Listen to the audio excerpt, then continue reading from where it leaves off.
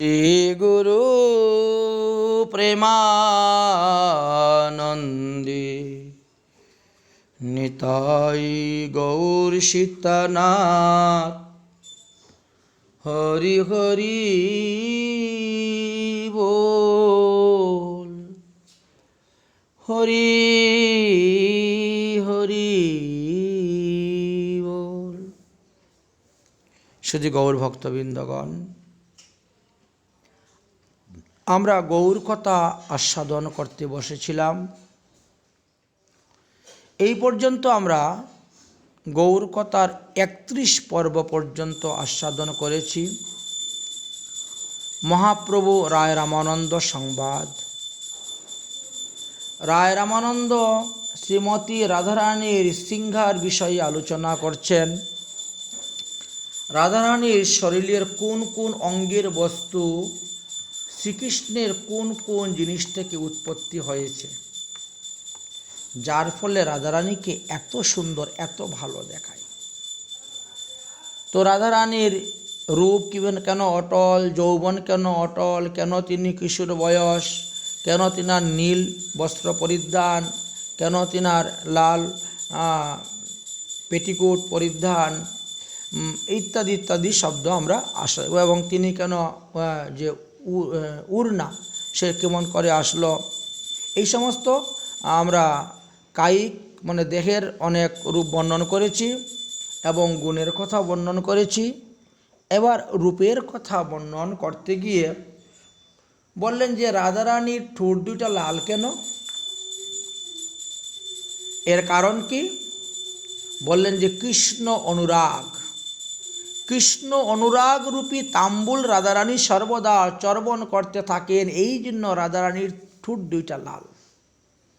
শ্রীকৃষ্ণের প্রতি প্রচ্ছন্ন মানই হল রাধারানীর কেশ বিনাশ্য। বক্র কেশই দেখতে অতি সুন্দর, তাই রাধারানী শ্রীকৃষ্ণের প্রতি যে মান ওইটি সেই বক্র কেশ রূপে অতি সুন্দর লাগতেছে, তৈরি হয়েছে। আচ্ছা, রাধারানীর চক্ষুটা দেখতে কীরকম? বলেন চক্ষু সাধারণত কৌটিলতা প্রকাশ করে, তাই কৃষ্ণের প্রেমের কুটিলতা যেন রাধারানীর দুই নয়নের কাজল রূপে শোভা পাইতেছেন। রাধারানীর নয়নের কাজল, এটা হলো শ্রীকৃষ্ণের প্রেমের কুটিলতা। তারপরে বললেন যে শ্রীমতী রাধারানীর অঙ্গের বৃষ্টি ভাব, এটাকে বৃষ্টি অলঙ্কার রূপে চিহ্নিত করে গেলেন, বর্ণন করে গেলেন। বিংশতি ভাব, রাধারানীর বিংশতি ভাবের কথা বর্ণন করলেন। যেমন 3টি অঙ্গজ, হাব ভাব হেলা, 7টি ও যত্নজ, শুভা কান্তি দীপ্তি মাধুর্য প্রাগলম্ভা উদার্যা এবং ধৈর্য, 10টি স্বভাবজ। তাহলে অঙ্গজ, যত্নজ, স্বভাবজ আমরা এক একটা করে পাচ্ছি। তাহলে কি 10টি স্বভাবজ? লীলা, বিলাস, বিচ্ছিতি, বিভ্রম, কিলকিঞ্চনিত, মুট্রায়িত, কটনীতি, বিভুক, ললিত ও বিকৃতি। তাহলে আমরা পেয়ে গেলাম এই 20টি শ্রীমতী রাধারানীর অঙ্গের শোভা। রাধারানীর গলাতে একটা পুষ্পমালা বড় শোভা পায়। সেই মালা কীরকম? পুষ্পমালা যেরূপ দেহের কান্তি শোভা বৃদ্ধি করে, রাধারানীর গুণ শ্রেণীহ সেই রূপে তার অঙ্গের শোভা বৃদ্ধি করেছিল। নিজের অঙ্গের সৌরভ রূপে গৃহে থেকেই রাধারানী গর্ব রূপ পালঙ্কেতে বসে সর্বদা শ্রীকৃষ্ণ সঙ্গ লাভের চিন্তা করতেন। শ্রীকৃষ্ণের নাম, গুণ এবং যশ শ্রবণই হল শ্রীরাধার কানের ভূষণ, কর্ণভূষণ। তিনি যে কৃষ্ণ ধনে ধনী, কৃষ্ণের প্রেম ধনে তিনি ধনী। অপুরন্ত গুণের পরম গুণবতী হলেন শ্রীমতী রাধারানী। তিনি শ্রীকৃষ্ণের এক একটা রসের দ্বারা তিনি শৃঙ্গার রসের কন্ধর্প মত্ততা রূপ মধু পরিবেশন করে পান করান শ্রী গোবিন্দকে, এবং নিরন্তর কৃষ্ণের সমস্ত বাসনা তিনি পূর্ণ করেন। অনন্ত গুণ শ্রী রাধিকার 25টি প্রধান। কৃষ্ণের যেমন অনন্ত গুণ ছিল, কিন্তু অনন্ত গুণের মধ্যে 3টা গুণ প্রধান ছিল।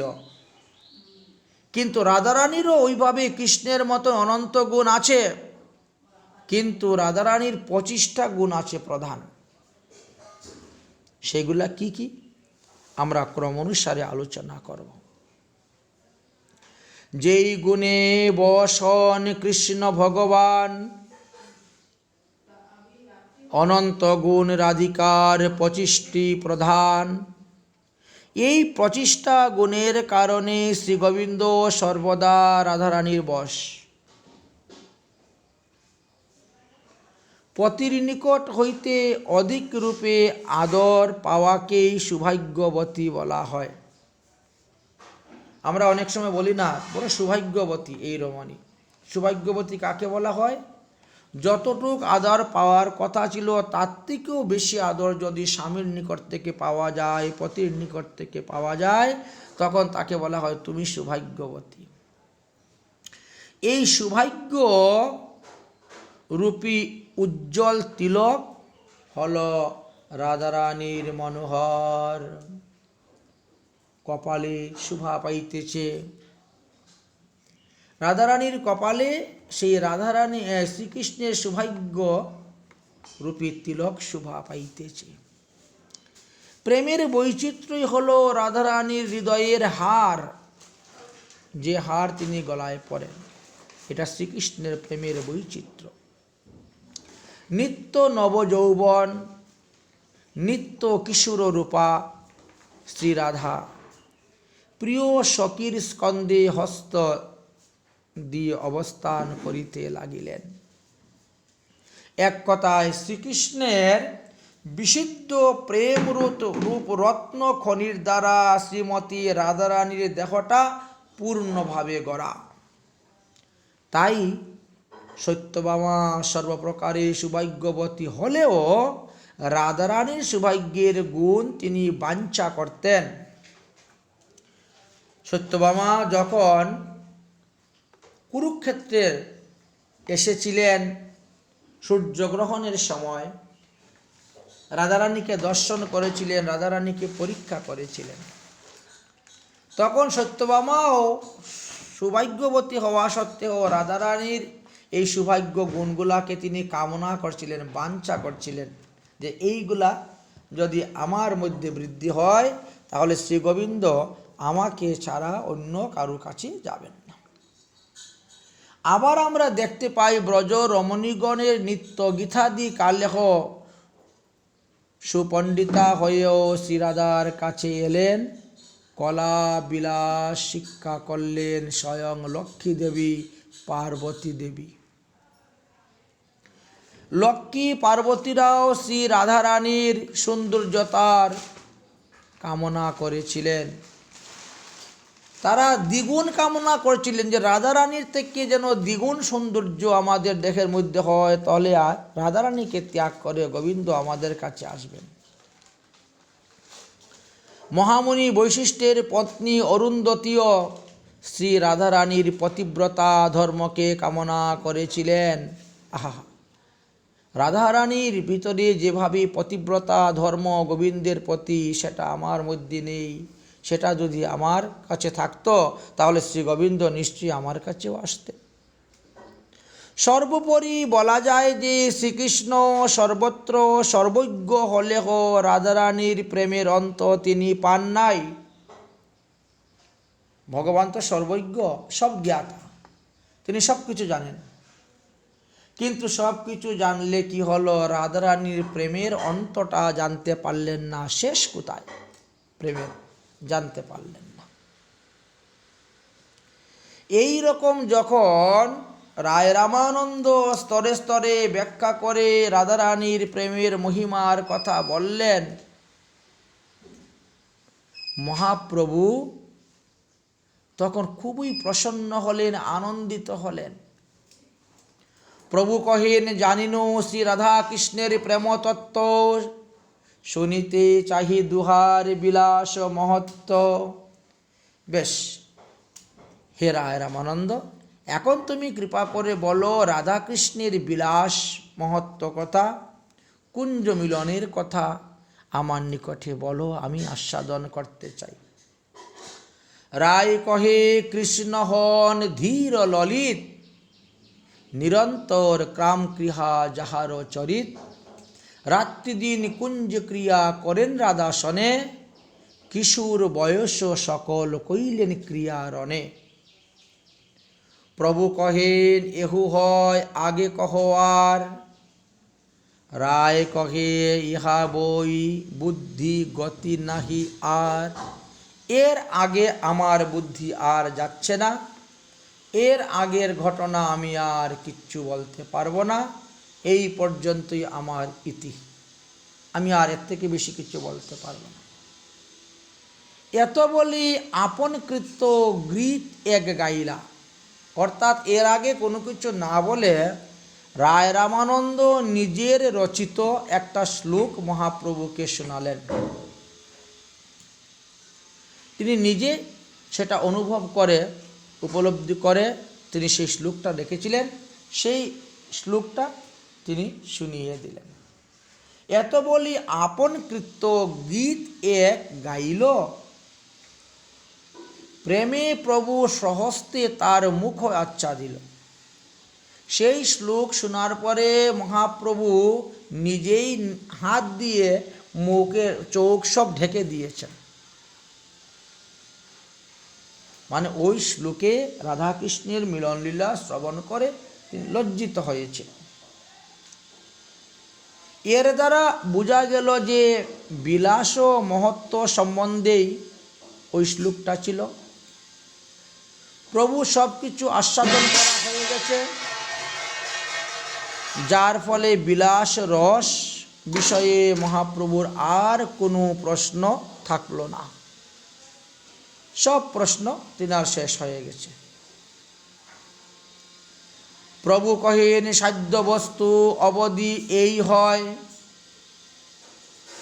তোমার প্রসাদে ইহা জানিনু নিশ্চয়। আচ্ছা, তাহলে সাধ্য সাধন তত্ত্ব লাভ করার শেষ স্থান হলো এই, এর থেকে আগে আর কিছু নাই, এটাই আমি তোমার কৃপাতে জানতে পারলাম। কিন্তু সাধ্য বস্তু সাধন বিনা কেহ নাহি পায়, কৃপা করি কহরায় উপায়, ইহার উপায়। তুমি যে সাধ্য বস্তু রাধাকৃষ্ণের মিলন, রাধাকৃষ্ণের প্রেম আস্বাদন, রাধাকৃষ্ণের রূপ গুণ আদি সমস্ত কিছু বর্ণন করলে, এখন এই স্তরে পৌঁছতে গেলে তো সাধককে সাধন করতে হবে। ভগবান তো সাধ্য বস্তু, ভগবানকে পেতে গেলে তো সাধন করতে হয়, সাধন ছাড়া তো সাধ্য বস্তু পাওয়া যায় না। তাহলে আপনি কৃপা করে বলুন, এই কলিহত জীব কিভাবে সাধন করে এই স্তরে গিয়ে পৌঁছতে পারবে, ভগবানকে লাভ করতে পারবে। রায় কহে, যে কহাও সেই কহি বাণী, কি কহিতে ভালো মন্দ আমি কিছুই নাহি জানি।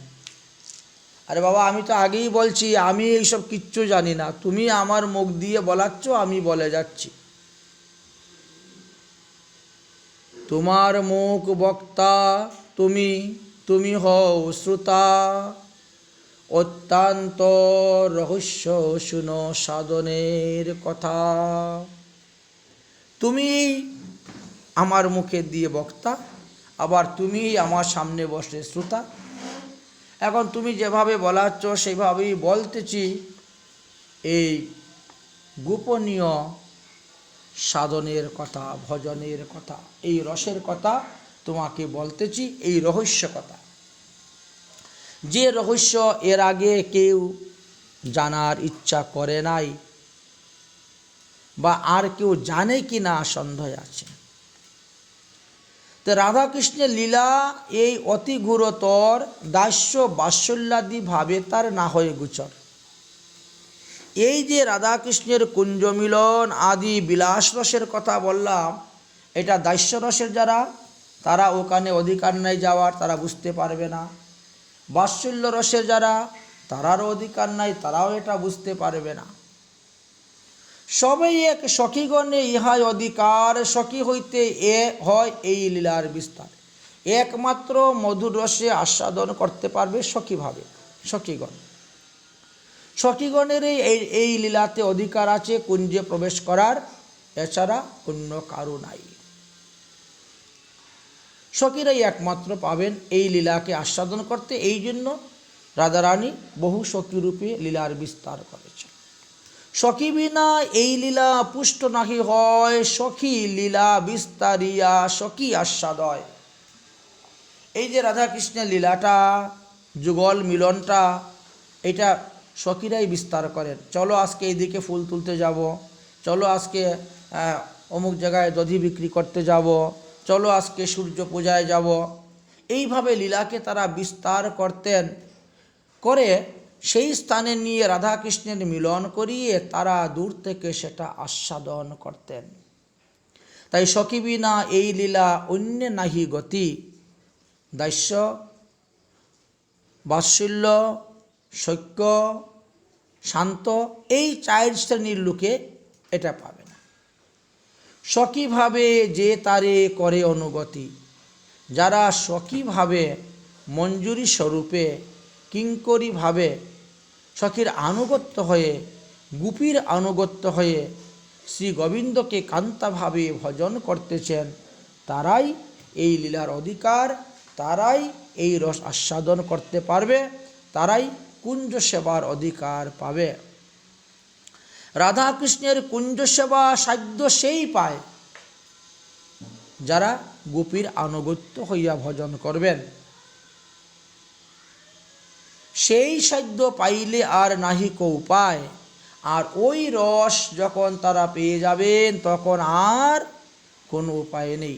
তখন তার কাছে দুনিয়া একদিকে আর ঠাকুর একদিকে, ভগবান একদিকে। তিনি সব কিছু ত্যাগ করে তখন ওই গোবিন্দের রসে, গোবিন্দের লীলাতেই তিনি মজে থাকবেন। তাই বলছি, সখীর স্বভাবে অকথ্য কতন কৃষ্ণ সহ, নিজ লীলার নাহি সখীর মন। সখীরা সবসময় উল্টাপাল্টা কথা বলবেন, অকথ্য কথন বলবেন কৃষ্ণকে, কিন্তু তাদের নিজেরা কৃষ্ণের সঙ্গে মিলনের কোনো ইচ্ছা নেই।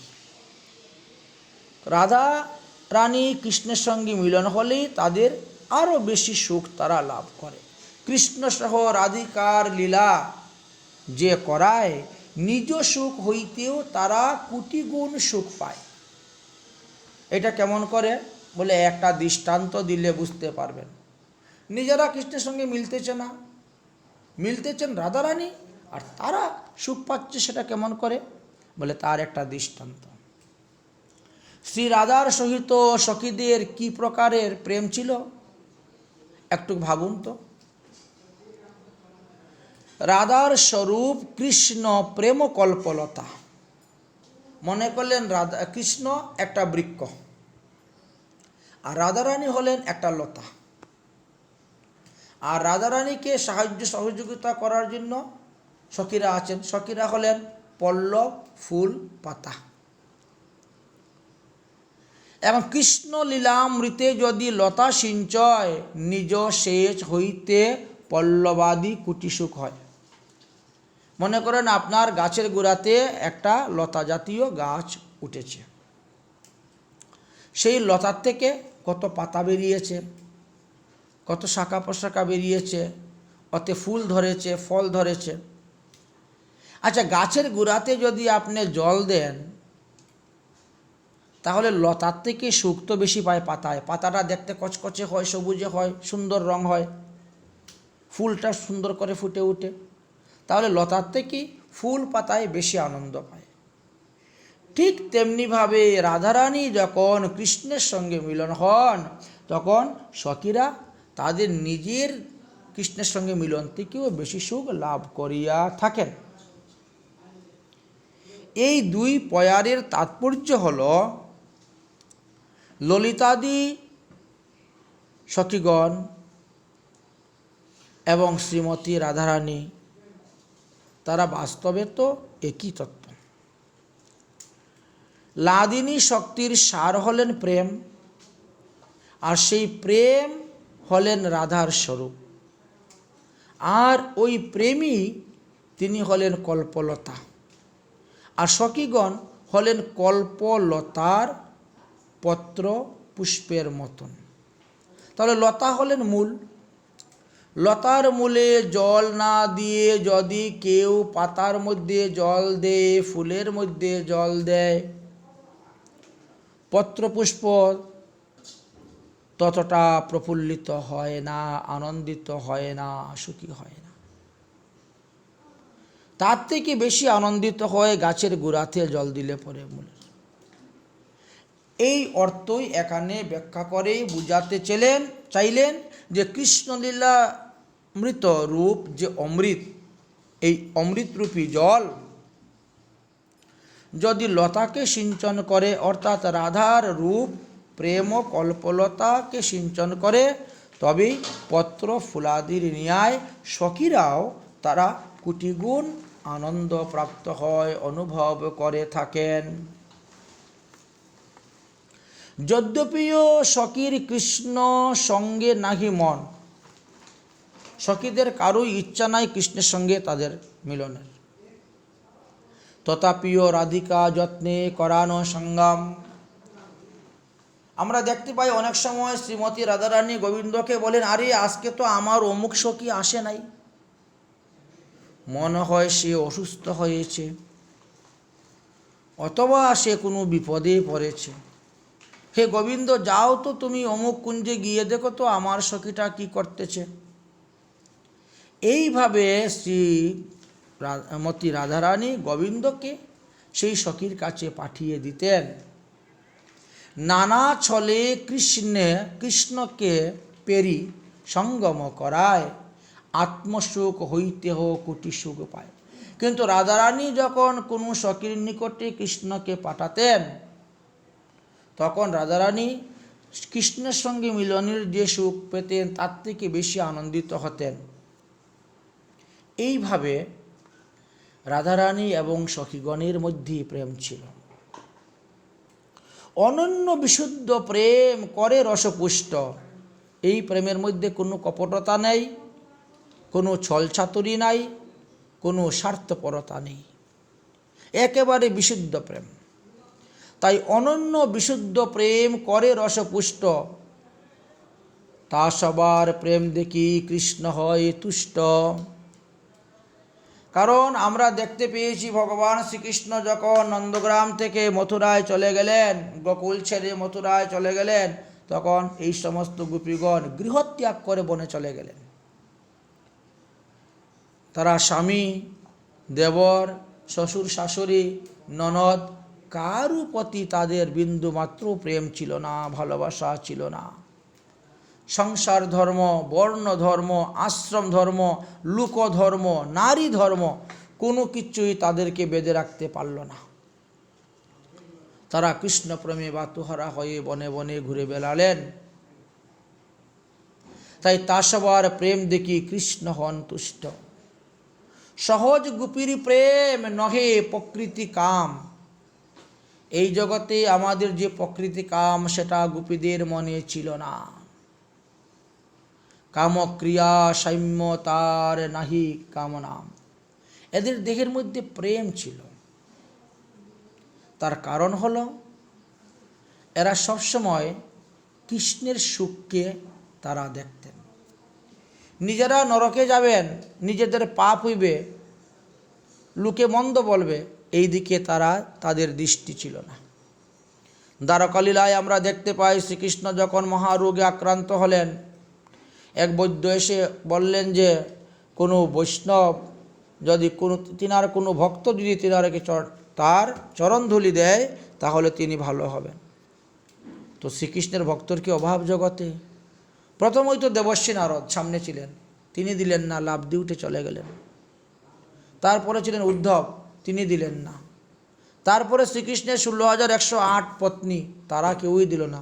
সবাই ভয়, কৃষ্ণকে আমার চরণধূলি দিব, আমি নরকে যাব নাকি, মহাপাপ হবে। কিন্তু যখন ব্রজে আসলেন উদ্ধব, তখন ব্রজগোপীরা তাদের নরকের ভয় করলেন না। তারা বললেন, নেও যত পারো নিয়ে যাও আমাদের চরণ থেকে ধুলি, আগে কৃষ্ণকে সুস্থ করো, সুখী হোক।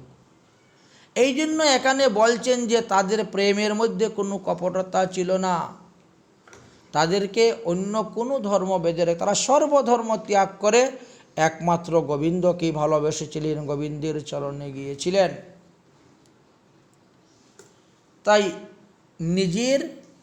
নিজেন্দ্রিয় সুখবাঞ্ছা নাহি গোপিকার, নিজেদের ইন্দ্রিয় সুখের কোনো বাসনা তাদের ছিল না। কৃষ্ণ সুখ দিতে করে সঙ্গম বিহার, যেহেতু কৃষ্ণ আনন্দ পান, সুখী হন, তিনাকে আনন্দ আমি দান করব। এই গোপী ভাবামৃত যার লোভ হয়, বেদধর্ম ছাড়ি সেই কৃষ্ণকে ভজায়।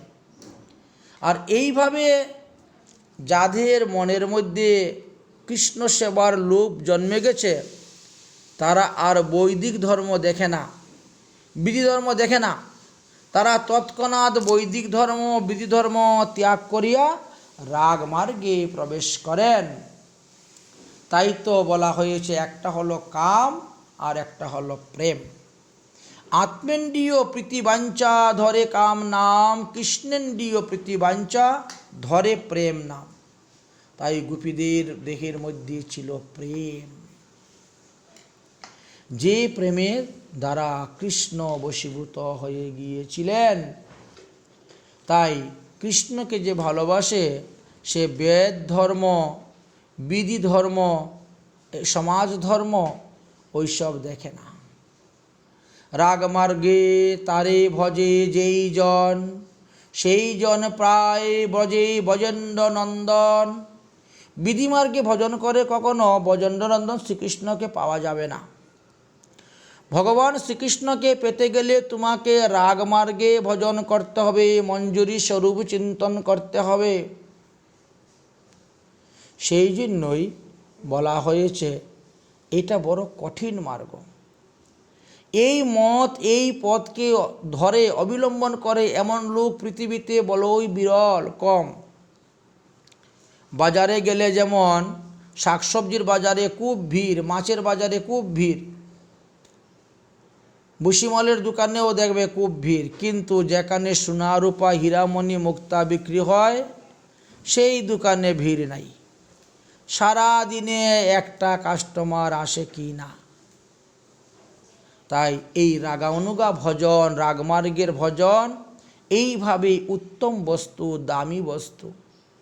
এই মার্গে প্রবেশ করার লোক বড়ই কম, বড়ই বিরল। ব্রজলোকের কোনো ভাব লইয়া যেই ভজে, ভাবযোগ্য দেহ পাইয়া কৃষ্ণ পায় ব্রজে।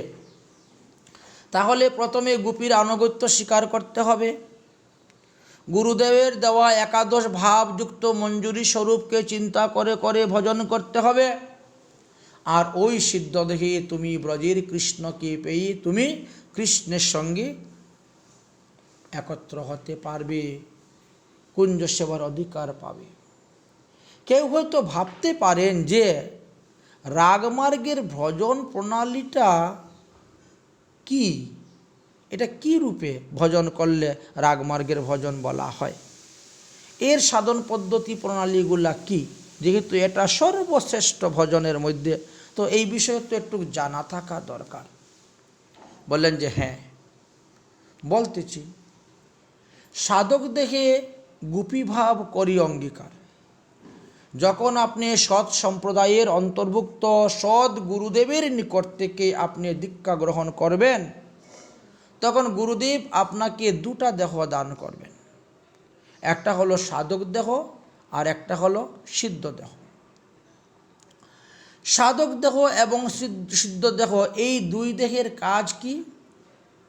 এই দুই দেহটা, সাধক দেহতে আপনি বাহ্যিক সেবা পূজা করবেন, আর সিদ্ধ দেহে মনে নিশ্চিন্তা করিয়া রাধা কৃষ্ণের মানসিক সেবা করা হয়। তাই বলে সাধক দেহে গোপীভাব করি অঙ্গীকার, রাত্রিদিন চিন্তে রাধা কৃষ্ণের বিহার। সিদ্ধ দেখেও চিন্তা করে তাহাই সেবন, সখীভাবে পায় রাধা কৃষ্ণের চরণ। তাহলে বাহ্য সাধক দেখেতে তিনি গোপীভাব অঙ্গীকার করিয়া রাধাকৃষ্ণের সেবা, রাধাকৃষ্ণের কুঞ্জ মিলন, রাধাকৃষ্ণের বিহার আদি চিন্তন করবেন, সেবা করবেন।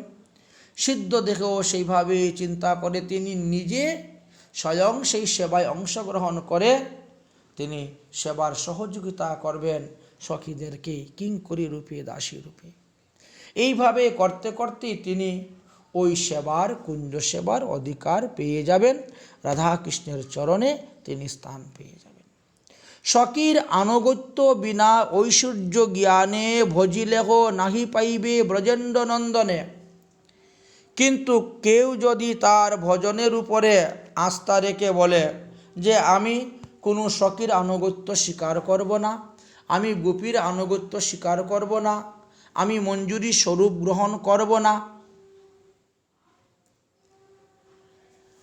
আর আমি এইভাবেই ভজন করে কৃষ্ণকে লাভ করব, বলে তাহলে হবে না।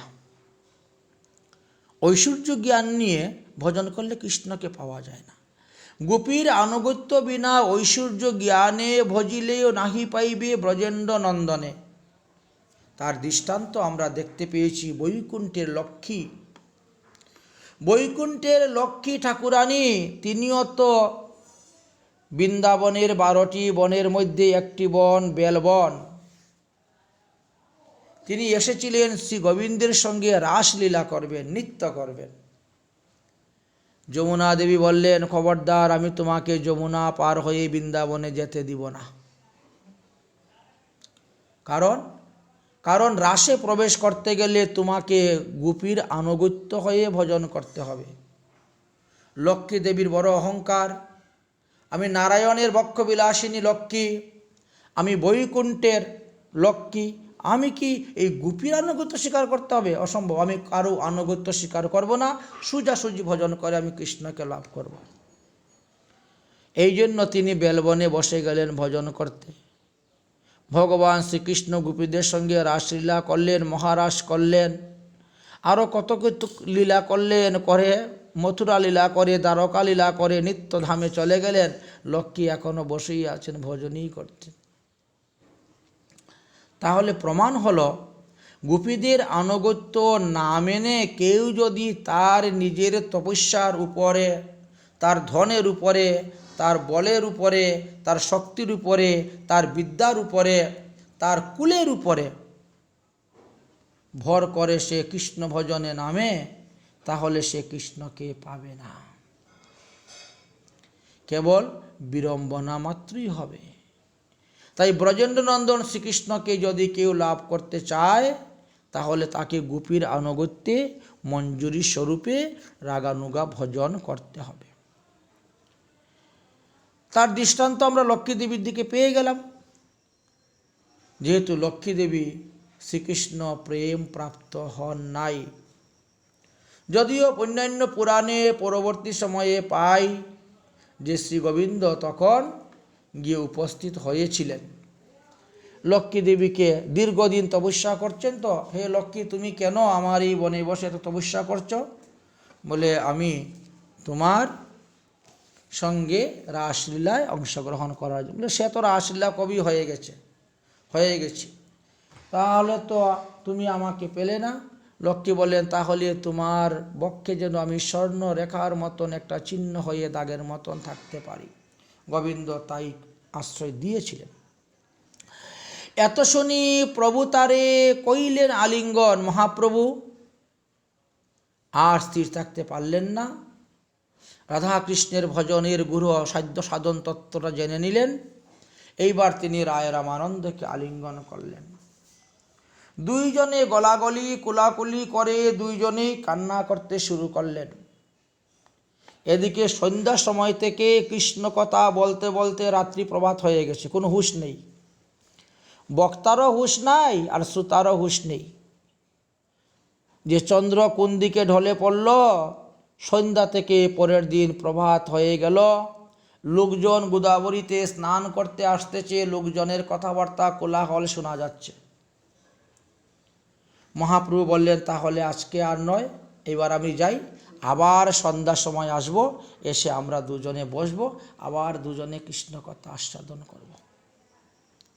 এই মতন প্রমাবেশে রাত্রি গুয়াইলা, প্রাতকালে দুইজন নিজ নিজ কার্যে দুহে গেলা। রামানন্দ রায় তিনার গৃহে চলে গেলেন, মহাপ্রভু ওই ব্রাহ্মণের বাড়িতে চলে গেলেন, যে ব্রাহ্মণ তিনাকে অতি আদরের সহিত যত্ন করে নিমন্ত্রণ দিয়ে ঘরে নিয়ে গিয়েছিল থাকার জন্য। তাহলে বক্তার মতন বক্তা আর শ্রোতার মতন শ্রোতা যদি হয়, তবেই সেখানে আনন্দ হয়। বক্তা এতদিন পরে একজন শ্রোতার মতন শ্রোতা পেয়েছেন রায় রামানন্দ, তাই তিনি তিনার ভিতরে যা আছে উজাড় করে বলতে শুরু করেছেন। যাই হোক, পর দিবস, দ্বিতীয় দিবসে আবার মহাপ্রভু এসে বসলেন। রায় রামানন্দ এসে মহাপ্রভুকে করজোড়ে দণ্ডবৎ প্রণাম করলেন।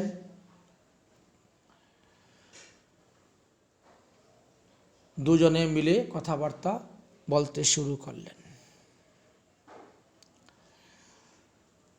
এইভাবে একের পর এক করতে করতে 10 দিন এইভাবে হরিকথা হয়েছিল।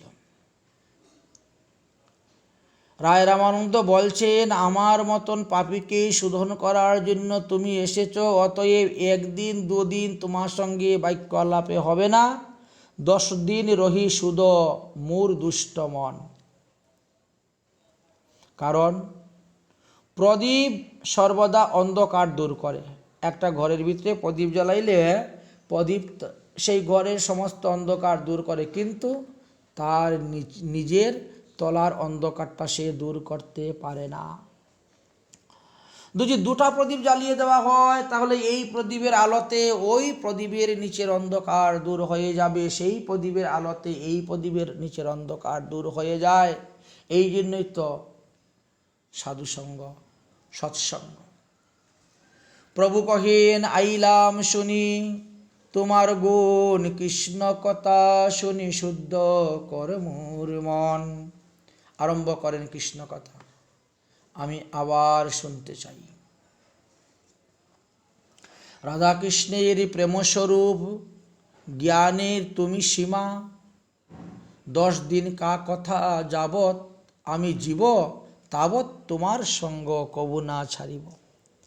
মহাপ্রভু বলছেন, তুমি 10 দিন বলছো থাকার জন্য, আমি সারা জীবন তোমার সঙ্গে থাকব। 10 দিনের কি কথা? কারণ এই বস্তু তো আমি পৃথিবীর আর অন্য কোনো ব্যক্তির কাছে পাবো না। আমার মনের মতন বস্তু, আমার আস্বাদনের বস্তু আমি তোমার কাছে পেয়েছি, আমি সারা জীবন তোমার কাছে থাকব। যাবৎ দেহে আছে হে প্রাণ, যতদিন এই দেহের মধ্যে আমার প্রাণ থাকবে, ততদিন আমি তোমার সঙ্গ ছাড়ব না। হে রায় রামানন্দ, তুমি আর বেশি দিন এই দক্ষিণ ভারতে না থেকে তুমি নীলাচলে চলে যাও। আমিও অল্প কিছু দিনের মধ্যে দক্ষিণ ভারত পরিক্রমা সমাপ্ত করে নীলাচলে চলে যাব, আর ওখানে আমরা দুজন একসঙ্গে থাকব, কৃষ্ণ কথা আস্বাদন করব। কারণ আমার মায়ের কাছে প্রতিজ্ঞাবদ্ধ তো আমি নীলাচলে থাকার জন্য। অতএব তুমিও চলো নীলাচলে। সেই সৌভাগ্যকাল যে কখন উদয় হবে জানি না। এইভাবে কৃষ্ণ কথা রঙ্গে যদি বাকি জীবনটা কাটিয়ে দিতে পারি, তবেই ধন্য। এত বলি দুহে নিজ নিজ কার্যে গেলা, সন্ধ্যাকালে রায় পুনর আসিয়া মিলিলা। এই দেখেন, এইভাবে চলছে। দ্বিতীয় সন্ধ্যায় রায় রামানন্দ মহাপ্রভুর যে প্রশ্ন উত্তর হয়েছিল, সেটা আমরা এখন সংক্ষেপে আলোচনা করব। আপনারা বিস্তারিতভাবে পেয়ে যাবেন চৈতন্য চরিতামৃতের মধ্যলীলার 8 অধ্যায়ে। প্রভু কহেন, কোন বিদ্যা বিদ্যার মধ্যে সার। এই জগতে তো বিদ্যার 64 প্রকার অঙ্গ আছে। তো 64 প্রকার বিদ্যার মধ্যে কোন বিদ্যা সার? 64 প্রকার কলা শুনেছি আমরা বিদ্যার ভাগবতে দেওয়া আছে। ভগবান শ্রীকৃষ্ণ সন্দীপনী মুনির আশ্রমে গিয়ে 64 প্রকার বিদ্যার কলা 64 দিনে শিখেছিলেন। তো কোন বিদ্যা সার? রায় কহে, কৃষ্ণ ভক্তি বিনা বিদ্যা নাহি আর। এই কলিযুগে সমস্ত বিদ্যা থেকে শ্রেষ্ঠ বিদ্যা হলো কৃষ্ণ ভক্তি লাভ করা। এই বিদ্যার উপরে আর কোনো বড় বিদ্যা নাই। এই বিদ্যাই সঙ্গে যাবে, এই বিদ্যাই জীবের কাজ করবে, আর বাকি সব বিদ্যা এখানেই পড়ে থাকবে। অতএব কৃষ্ণ ভক্তি হলো পরাবিদ্যা। এটা জাগতিক বিদ্যা নয়, পরাবিদ্যা। জাগতিক ভোগ বিলাস বিদ্যাকে বলা হয় জড়বিদ্যা, আর ভগবানের পাদপদ্ম লাভ করার যে ভক্তি সেটাকে বলা হয় পরাবিদ্যা। পার্থক্য হলো, জড়বিদ্যা সব মায়ার বৈভব, শ্রীকৃষ্ণ ভজনে বাধা, অনিত্য সংসারে মোহ জন্মাইয়া জীবকে করে গাধা। তাই স্কুল কলেজে লেখাপড়ার এই জড়বিদ্যার সঙ্গে সঙ্গে যদি মানুষ পরমাত্মিক বিদ্যাটাকে একটু আয়ত্ত না করতে পারে, তাহলে তার মনুষ্য জন্মটা বৃথা যাবে। ওটা কোনো কাজে লাগবে না, মনুষ্যত্ব অর্জন হবে না। প্রভু কহেন, আচ্ছা তুমি জীবের কথা বললে, তো জীব তো মান যশ প্রতিষ্ঠার পিছনে দৌড়ে, তারা আলি কীর্তি চায়, কীর্তি প্রতিষ্ঠা চায়। আচ্ছা তুমি বলো তো, জীবের কীর্তির মধ্যে কোন কীর্তি বড়? মানুষ যে যশ প্রতিষ্ঠা সম্মানের পিছনে দৌড়ে, এই মান প্রতিষ্ঠা সম্মান কিসেতে সবথেকে বড়? রায় কহেন, কৃষ্ণ দাস এই সবচেয়ে বড় পদবী। এর থেকে বড় মান যশ প্রতিষ্ঠার কিচ্ছু নাই জগতে। এই পৃথিবীতে কজন শ্রীকৃষ্ণের দাস হতে পেরেছে? কজন বা তার কুলের অভিমান ত্যাগ করে নামের শেষে দাস লাগাতে পেরেছে? কৃষ্ণ দাস সবথেকে বড় শ্রেষ্ঠ পদবী, শ্রেষ্ঠ সম্মান, শ্রেষ্ঠ কীর্তি। কারণ কৃষ্ণ হলেন সবথেকে বড়, তার উপর যেমন কেউ নাই, ঠিক তেমনিভাবে কৃষ্ণকে বশীভূত করাও তো বড় কাজ। তিনি যখন বড়, তার উপরে কেউ নেই, তাকে বশ করবে কি করে? তার থেকে যে বড় সে গিয়ে তাকে বশ করতে পারবে। কিন্তু কৃষ্ণ দাস কৃষ্ণকে বশীভূত করে দেয়। ভগবান বললেন না, আমি হইতে আমার ভক্ত বড়, কারণ আমার ভক্ত আমাকে তার বশে নিয়ে চলে আসে। সে যা বলে আমি তাই করি। ভক্ত মোর মাতা পিতা বন্ধু পুত্র ভাই। ভক্ত আমাকে যেভাবে নাচায় আমি সেভাবে নাচি, তাহলে সে আমার থেকে বড়। তাই কৃষ্ণ দাস কীর্তি এটা সবের থেকে বড়, এর থেকে বড় আর কিছু নেই। তার মধ্যে দাস্য প্রেম শ্রেষ্ঠ, শান্ত সূক্ষ্ম বাৎসল্য মধুর প্রেমাদি। যদি কখনো কখনো দোষ করে তবে তাকে শাস্তি পেতে হয়, কিন্তু দাস্য প্রেমে যারা উপাসনা করে তারা দোষ করলেও অপরাধ করলেও ভগবান তাদেরকে ক্ষমা করে দেন। অতএব সেই দিক দিয়ে দাস্যরা শ্রেষ্ঠ, দাসের অপরাধ ভগবান ক্ষমা করে দেন। সকাদের অপরাধ এত সহজে ক্ষমা করেন না অন্যদের। কৃষ্ণ দাস অভিমান যে আনন্দ সিন্ধু, কোটি ব্রহ্ম সুখ নহে তার এক বিন্দু। আমি কৃষ্ণের দাস, এই যে অভিমান যার হৃদয়ের মধ্যে এসেছে, তার ভিতরে যে আনন্দ সিন্ধু চলিত হয়, ব্রহ্ম 1 কোটি ব্রহ্মারও সুখ সেই সমান নয়। প্রভু কেন আচ্ছা, মানুষ তো দিন রাত সম্পত্তির পিছনে দৌড়ে, এই পৃথিবীতে যত যত সম্পত্তি আছে তার মধ্যে কোন সম্পত্তিটা বড় জীবের? প্রভু কহেন সম্পত্তির মধ্যে জীবের কোন সম্পত্তি বড়? রায় কহে রাধাকৃষ্ণের প্রেম যার সেই ধনী বড়। এই পৃথিবীতে যারা রাধাকৃষ্ণের প্রেম লাভ করতে পেরেছেন, রাধাকৃষ্ণের প্রেম সম্পদ অর্জন করতে পেরেছেন, তিনি হলো সবথেকে বড় ধনী। তিনার থেকে বড় ধনী আর কেউ নাই। কারণ এই ধনটা তার সঙ্গে যাবে, আর পাকা বাড়ি, দালান কোটা, সোনা দানা, হাতি ঘোড়া, জাগা জমি, লোকলস্কর সবই তো এখানে পড়ে থাকবে। এই জন্য যারা কৃষ্ণ প্রেমে ধনী হয়েছেন সেই হলো সবথেকে বড় ধনী। প্রভু কহেন দুঃখের মধ্যে গুরুতর দুঃখ কোনটি? মানুষের মধ্যে তো দুঃখ উৎপন্ন হয়, হ্যাঁ, কারো রোগে সুগে ভুগে, কারো চুর ডাকাইতে নিয়ে যায়, কারো অসৎ লোকেরা লুটপাট করে নিয়ে যায়, কারো মা বাবা মারা যায়, কারো ছেলে মেয়ে মারা যায়। তো এইভাবে জীবের সর্বদাই একের পর এক একটা না একটা দুঃখ লেগেই আছে। কিন্তু সব দুঃখের মধ্যে বড় দুঃখ কোনটা বলো তো দেখি? রায় কহেন কৃষ্ণ ভক্ত বিরহ বিনা দুঃখ নাহি আর। যদি কোনো কৃষ্ণ ভক্ত চলে যায় তখন ভক্তের হৃদয়ে বিরাট দুঃখ উপস্থিত হয়। যদি কোনো কৃষ্ণ ভক্ত নিত্যধামে চলে যান, ইহলোক ত্যাগ করে, বড়ই কষ্ট হয়, সহ্য করতে পারেন না। পুত্র মরে গেলেও সহ্য করেন, মাথায় বাজ পড়লেও সহ্য করেন, কিন্তু ভক্ত বিরহ সহ্য করা মতো। এই জন্য এই দুঃখ হলো সবথেকে বড় দুঃখ। এই দুঃখের এত মহিমা কেন? ভক্তের সঙ্গে কৃষ্ণের প্রসঙ্গ, কৃষ্ণ সেবা হয়ে থাকে। এখানে ভক্ত তার প্রেমের দ্বারা নিজের সুখের অনুসন্ধান না করে কৃষ্ণ সেবার সুখ নিয়ে থাকে। সেই ভক্ত যখন চলে যায় তখন অন্যান্য ভক্তরা খুবই দুঃখ প্রকাশ করেন গুরুত্বর। কারণ তখন তারা যে হরিকথা, কৃষ্ণ সেবার জানতে পারে না, শিখতে পারে না, বুঝতে পারে না। তাই শিরে বজ পরে যদি পুত্র মরি যায়, তথাপিও ভক্তের বিচ্ছেদ সহ্য নাহি পায়। প্রভু বললেন আজকাল তো মানুষ মুক্তির জন্য পাগল। সাধন ভজন, একাদশী ব্রত, দান দক্ষিণা দেখে কোনটা করলে আগে তাড়াতাড়ি মুক্তি পাওয়া যাবে। এই জন্য মানুষ মুক্তির লেগে কত কিছু করে।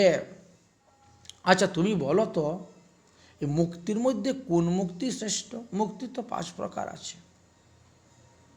রায় কহে কৃষ্ণ প্রেম যার সেই মুক্ত শিরোমণি। আরে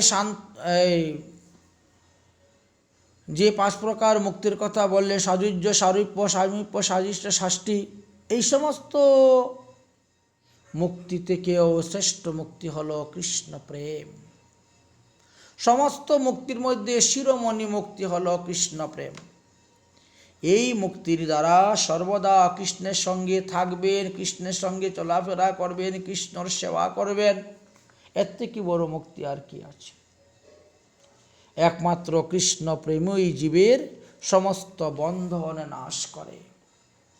সে আর কোনো বন্ধনে রাখে না, একেবারে মুক্ত করে দেয়। আর অন্যান্য দেবদেবীর প্রেমেতে এগুলা বন্ধনের কারণ আছে, এগুলা বন্ধনের কারণ হয়ে দাঁড়ায়। প্রভু বলেন আচ্ছা, এই পৃথিবীতে কত ধরনের লোক কত ধরনের গান কীর্তন করে থাকেন। আচ্ছা তাহলে তুমি আমাকে বলো তো, গানের মধ্যে কোন গানটা শ্রেষ্ঠ জীবের ধর্ম? রায় কহেন রাধা কৃষ্ণের প্রেম খেলি সেই গীত মর্ম। পৃথিবীতে যতই কবি থাকুন, যতই গান রচনাকারী থাকুন না কেন, যদি তার এই গানের মধ্যে রাধা কৃষ্ণের প্রেমের কথা না থাকে, লীলা কথা না থাকে, তাহলে সেই গানের কোনো দাম নেই। রাধা কৃষ্ণের প্রেম লীলা দিয়ে যে সমস্ত গান, সেটাই হলো সর্বশ্রেষ্ঠ।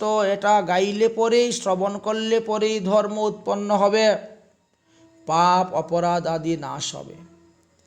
কেননা জীব তো কৃষ্ণের নিত্য দাস, জীব হল ভগবানের নিত্য দাস। তো দাসের কর্তব্য কি? দাসের ধর্ম কি? দাসের ধর্ম হলো তার প্রভুকে সেবা দেওয়া, সুখ দেওয়া। তাই শ্রীকৃষ্ণের সুখ বিধান করাটাই হলো তার ধর্ম। কৃষ্ণের নাম, কৃষ্ণের রূপ, কৃষ্ণের লীলা প্রভৃতি কীর্তন করলে কৃষ্ণ সন্তুষ্ট হন, প্রীতি হন। তাই কৃষ্ণের সুখের জন্য আমি কৃষ্ণ লীলা গুণ কীর্তন করব, কৃষ্ণ লীলা গুণ শ্রবণ করব। এই তো প্রভু কহেন। তো কৃষ্ণের লীলা তো অনেক প্রকার আছে, বহুবিধ লীলা আছে।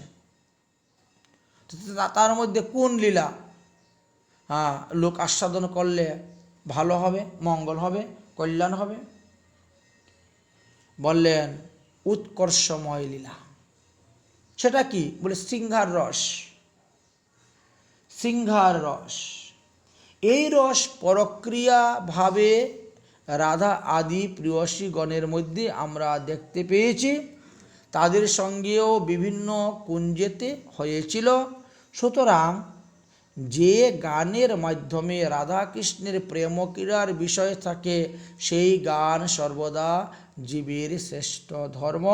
এই জন্য উৎকৃষ্ট প্রেমময় লীলার বর্ণন থাকবে। প্রভু কহেন, আচ্ছা এবার বলো, মানুষ তো ভালো জিনিস চায়, শ্রেয় জিনিস চায়, ঠিক না? তো শ্রেয়ের মধ্যে কোন শ্রেয় জীবের হয় সার? রায় কহেন, কৃষ্ণ ভক্ত সঙ্গ বিনা শ্রেয় নাহি আর। এই পৃথিবীতে যতই শ্রেয় আছে, কিন্তু কোনো শ্রেয় কাজে আসবে না। কৃষ্ণ ভক্তর সঙ্গই হলো সব থেকে শ্রেষ্ঠ, এর থেকে শ্রেয় আর কিছু নাই। কেন? বললেন ভাগবতে বলছেন যে কৃষ্ণস্তু ভগবান স্বয়ং। তো কৃষ্ণ যেমন সকলের উপরে, ঠিক তেমনিভাবে কৃষ্ণ ভক্তগণ অন্যান্য দেবদেবী ভক্তগণের অনেক উপরে তারা অবস্থান করতেছেন। তাই কৃষ্ণের ভক্তগণের সঙ্গ করলে কৃষ্ণ প্রেম, কৃষ্ণ সেবার উৎকণ্ঠতা বৃদ্ধি পায়। তাই কৃষ্ণ ভক্তগণের সঙ্গই হল জীবের অত্যন্ত শ্রেয়।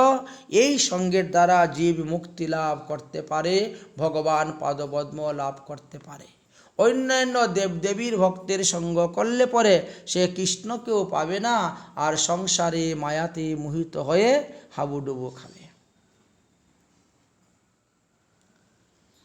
প্রভু কহেন, কাহার স্মরণ জীব করিবে অনুক্ষণ। রায় কহেন, কৃষ্ণ নাম গুণ লীলা প্রধান স্মরণ। এই যে স্মরণাঙ্গিক ভজন, আমরা বিভিন্ন জনের স্মরণ করি। একজন নববধূ, সে তার স্বামীর কথা সবসময় স্মরণ করবে। কোনো ছেলে যদি কোথাও যায়, মা ছেলের চিন্তা করবে। তো এইভাবে আমরা প্রত্যেকেই একজন আরেকজনকে স্মরণ করে থাকি, বা তার দেখা দেখি অনুকরণও আমরা করে থাকি। তো মহাপ্রভু বললেন যে জীবের কর্তব্য কি? কাহার স্মরণ করা? রায় কহেন, শ্রীকৃষ্ণের নাম, শ্রীকৃষ্ণের গুণ আর শ্রীকৃষ্ণের লীলা, এই তিনটি বস্তুই স্মরণ করাই হলো জীবের মুখ্য কর্ম। প্রভু এবার প্রশ্ন করলেন, আচ্ছা মানুষ তো চোখ বন্ধ করে ধ্যান করে, সমাধি করে, তো কার ধ্যান করা জীবের কর্তব্য?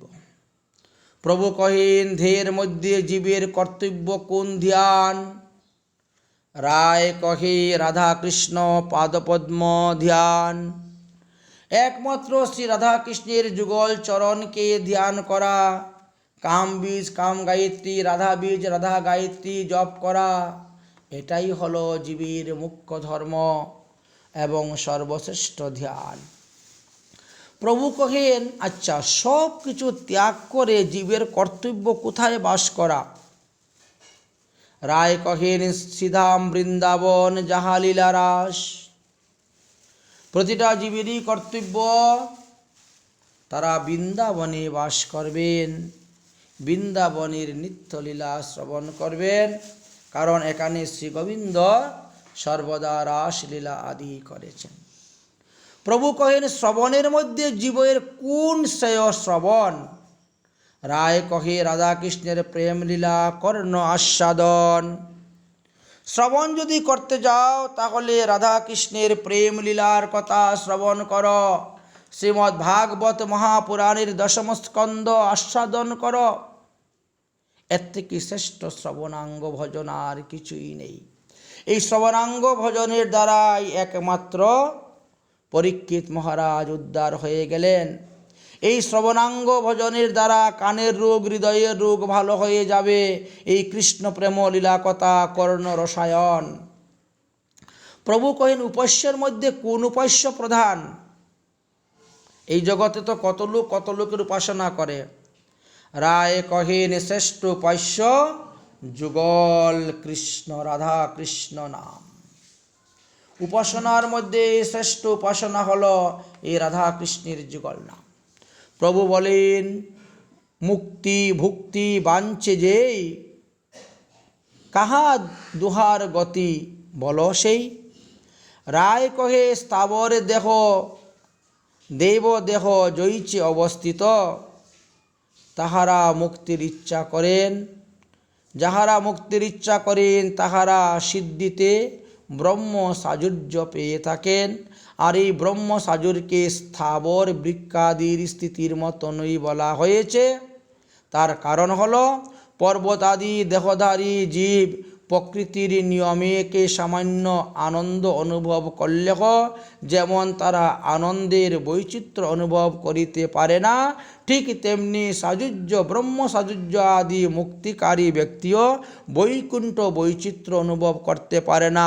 গোলকধাম তো দূরের কথা, নিত্য গোলকধাম তো দূরের কথা।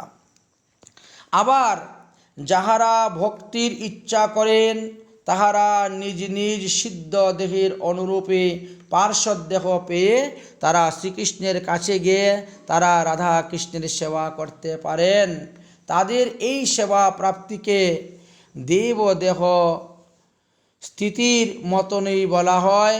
কারণ দেবদেহ যেমন আবিষ্ট জীব যেমন স্বাচ্ছন্দ্যে নানা রকমের সুখ ভোগ করতে পারে, শ্রীকৃষ্ণের পার্ষদগণ শ্রীকৃষ্ণের ভক্তগণ তদরূপ অনুভব করতে পারেন। তন্মধ্যে যারা জ্ঞানমার্গী পথের সাধক, যারা সাজুজ্য মুক্তি কামনাকারী, তারা প্রেম রসের মর্ম জানে না, তাদেরকে অরসজ্ঞ কাক বলা হয়েছে। কাক যেমন সুস্বাদ্য আম্রফল আম্রমকুর খায় না, খায় গিয়ে তিত নিমের ফল, সেই রূপে জ্ঞান পথের পথিকদের ভক্তিতে রুচি নেই, তাদের রুচি ব্রহ্মতে। আর যাহারা ভক্তিপথের সাধক তাহারা রসিক ভক্ত, তাদেরকে রসজ্ঞ কুকিল বলা হয়েছে। কাক ও কুকিলে উপমার ছলে দেখানো হলো জ্ঞানী ভক্ত এবং প্রেমী ভক্ত দুজনের ভজনের পথ। তাদের সাধ্যবস্তু এবং তাদের রুচি ভিন্ন ভিন্ন দেখানো হয়েছে। জ্ঞানী ভক্ত অভাগা,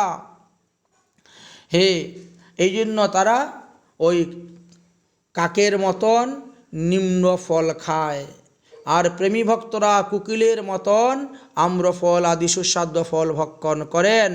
তাই কৃষ্ণ প্রেমামৃত পান করাই শ্রেষ্ঠ, এটাই আমরা সর্বশাস্ত্রের সিদ্ধান্ত স্বরূপ জানতে পারলাম। তাই আজকের মতন আমরা মহাপ্রভুর সঙ্গে রায় রামানন্দ মিলনের তত্ত্বকথা এখানে বিশ্রাম দিচ্ছি। শ্রীমৎ মহাপ্রভুর কৃপা হলে পরবর্তী পর্বেতে আমরা এর বিষয়গুলো আস্বাদন করব। নিতাই গৌর হরি।